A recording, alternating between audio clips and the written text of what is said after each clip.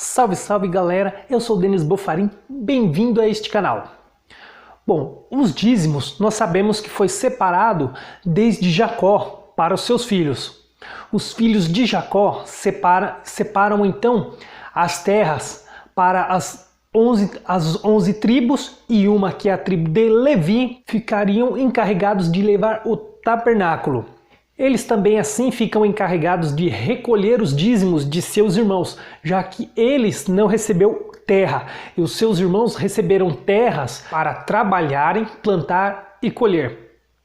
Vemos então em Hebreus, capítulo 7, versículo 5, que somente os levitas têm por lei o estatuto de recolher os dízimos.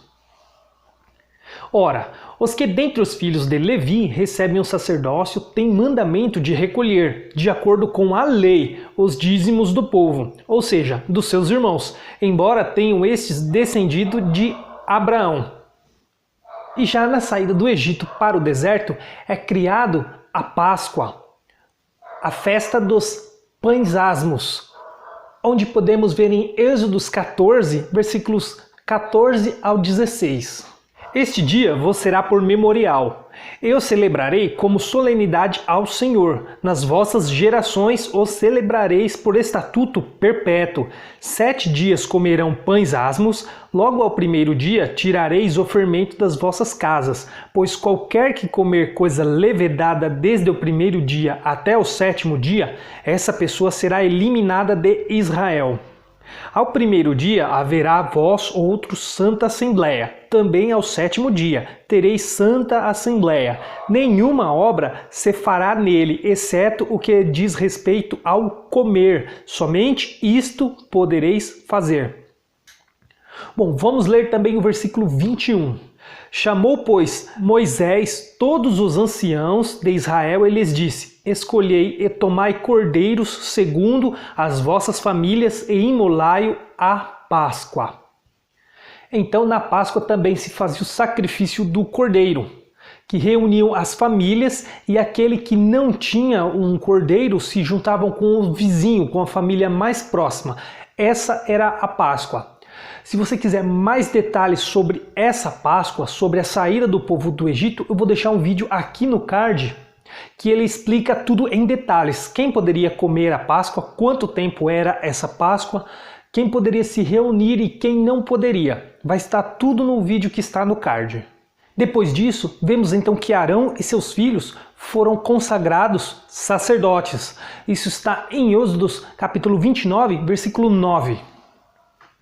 E os cingirás com o cinto, Arão e seus filhos, e lhes atarás as tiaras, para que tenham o sacerdócio por estatuto perpétuo, e consagrarás Arão e seus filhos. Em Êxodos 29:4 diz assim: então farás que Arão e seus filhos se acheguem à porta da tenda da congregação e os lavarás com água. Então aí foi criado a purificação com a água, que futuramente se transformará no batismo. Em Levíticos capítulo 15, do 16 ao 22, diz assim: também o homem, quando se der com ele emissão do sêmen, banhará todo o seu corpo em água e será imundo até a tarde. Toda a veste e toda a pele em que houver sêmen se lavarão em água e serão imundas até a tarde. Se um homem coabitar com uma mulher e tiver emissão do sêmen, ambos se banharão em água e serão imundos até a tarde. A mulher, quando tiver o fluxo de sangue, se este for o fluxo costumado do seu corpo, estará 7 dias na menstruação, e qualquer que a tocar será imundo até a tarde. Tudo sobre que ela se deitar durante a menstruação será imundo, e tudo sobre que se assentar será imundo. Quem tocar no leito dela se lavará as suas vestes, banhar-se-á em água e será imundo até a tarde. Quem tocar alguma coisa sobre que ela se tiver assentado, lavarás as suas vestes, banhar-se-á em água e será imundo até a tarde. Bom, vamos ler até aí. Mas aí já deu para entender que havia um ritual de purificação. As pessoas se consideravam imundas por algum ato e assim teriam que se lavar para se purificar. Bom, após Moisés, quem assume o seu legado é Josué. Josué então passa a ser o profeta ou o líder ali. Ele lidera durante muito tempo. Depois não há outro profeta que assume, mas Caleb toma a frente em partes de algumas batalhas.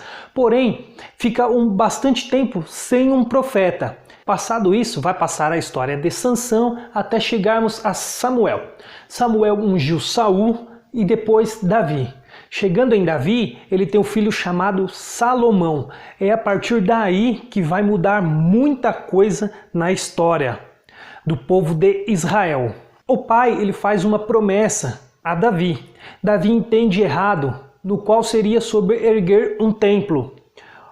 Davi ele entende que seria Salomão seu filho. Salomão também pensa que seria ele, mas esse templo de que ele estava falando não era um templo físico, e sim um templo espiritual. Seria da descendência de Davi, que no caso seria o Messias. Mas eles não entenderam isso. Porém, Salomão ele cria o templo, ele constrói o templo.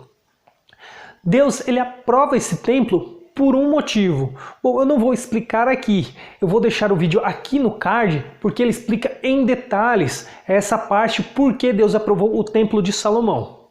Mas Salomão ele acaba desobedecendo e adorando a muitos outros deuses, inclusive a Moloque. Ele faz vários sacrifícios a outros deuses. Portanto, a promessa sobre Salomão ela é quebrada. E após o cativeiro babilônico, com o rei da Babilônia dominando o povo de Israel e levando para o cativeiro babilônico, quem assim passa a reinar então é a descendência de Natã, irmão de Salomão e filho de Davi. Bom, nesse tempo, o templo ele é destruído. Com o tempo, o rei da Babilônia ele permite a reconstrução do templo, então o templo é reconstruído. Podemos ver que a purificação também era feita no Rio Jordão, na época do rei Joás. Vemos em 2 Reis, capítulo 5, versículo 10. Então Eliseu lhe mandou um mensageiro dizendo: vai, lava-te 7 vezes no Rio Jordão, e a tua carne será restaurada, e ficarás limpo. Então vemos que se lavar no Rio Jordão era um ritual de purificação, era para a carne ficar limpa. Bom, com o tempo, depois do cativeiro babilônico, começa a surgirem os fariseus, onde eles começam a construir as sinagogas. Também surgem os saduceus e aí eles criam a religião. Com o templo de Salomão tendo sido aprovado apenas para sacrifícios e orações, e não para culto ou para a morada do Pai, os rituais de purificação e sacrifício passam então a ser feitos no templo. No tanque de Siloé eram feitos os batismos e as purificações. Aquele mesmo tanque em que Jesus cura o cego, fazendo lodo, cuspindo no chão, fazendo lodo e passando nos olhos dele. Então esse cego ele se lava no tanque de Siloé, que fica no lado sul do templo de Salomão. Com a chegada então dos fariseus, saduceus, os zelotes e todo tipo de religião ensinando o Pentateuco, que seria os 5 primeiros livros da Bíblia, e cada um acreditando em um ponto diferente, então a religião ela toma conta nessa parte do tempo, aparecendo depois assim João Batista batizando nas águas no Rio Jordão para a remissão de pecados. O que significa a mesma coisa, para a purificação. As pessoas então eram batizadas para purificar de seus pecados, mas elas também teriam que fazer o sacrifício no templo de um cordeiro, de um pombo, algo do tipo. Vamos entender então por que veio João Batista e começou a batizar as pessoas. Vamos ver em Lucas, capítulo 1, versículo 5.